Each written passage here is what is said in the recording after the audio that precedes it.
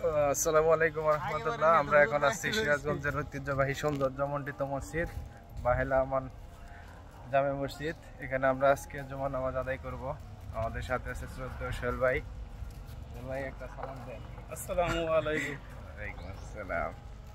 এই যে সেই মসজিদ সিরাজগঞ্জের ঐতিহ্যবাহী, অত্যন্ত সুন্দর এবং চমৎকার।